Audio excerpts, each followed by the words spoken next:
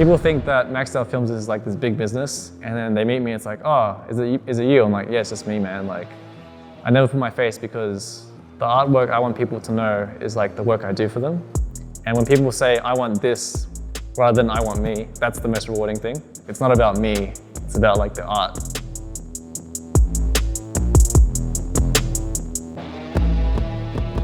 My name's Deniz, and I was born in Sydney, half Filipino, half Turkish. Grew up around the area in Western Sydney. I went to the city to like study some film school stuff. I came back to the West.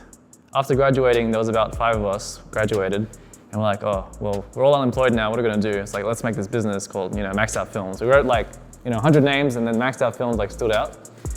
And then over the year, we're like trying to, do weddings and corporate videos, music videos, whatever. And they started doing their own thing. So I was the only one left with Maxed Out Films from the 5 people. Just pretty much a one-man band. As the scene progressed, more demand came in.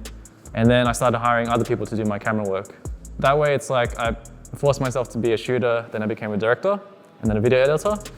And as the productions got bigger, it's like, I can't do everything myself. So it's like, I gotta hire more people, and then the crew became like from 1 person to 5 people in producing.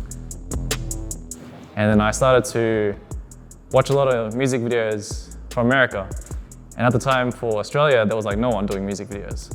And I just thought, I was like, Australia always copies America. And I know the music videos are gonna come here eventually, so I might as well just start. So I'm like, I'll give myself 1 year to do music videos and film it. And if it doesn't work out, then it doesn't work out. So after 1 year goes by, I probably did like, 20 music videos, half of them for free. Like the main reason I do it is because I want to help the youth, to give them a platform or like access to a creative, video. And I guess that's more important than actually making the video for them. It's like to help them express themselves in a creative way. I was working with ONEFOUR a bit, probably did like 3 or 4 music videos. And so I'm like by myself in my car, driving down. And as I'm driving down, I see about 200 people in the car park. And I'm like, oh no. And then I set the camera up quickly, put up some lights, and I start shooting, and it's pretty much just chaos.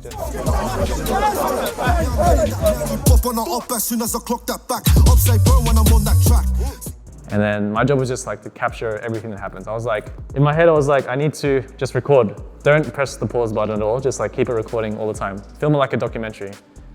And then from there it's like, the video came out the next week, went up to 2 million, 3 million views. Now it's like 15 million views. As the years went on, the videographers became more. And I was like, oh, I've done so many music videos, but it's getting less now because everyone's doing videos.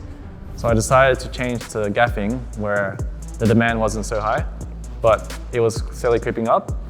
Instead of working for the artist, I'd be working for my competition, if that makes sense. So now I don't do any producing for music videos, but I do lighting for everyone. And I'm like more busy than before.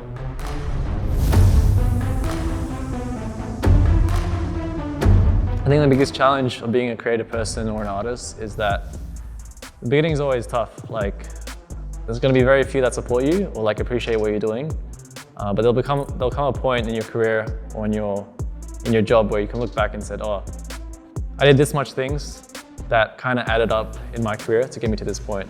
So I guess you never appreciate it until you start looking back, or like it can also hinder your experience if you like look too far forward.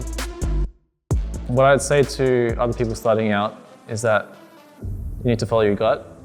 No matter what your parents say or your friends say, like we're at the age where you can do anything and get paid for it. You can have a following, you can be creative, you can start your own business. And I think part of following your gut means you're willing to take some risks and to go past some failures that you have in your life.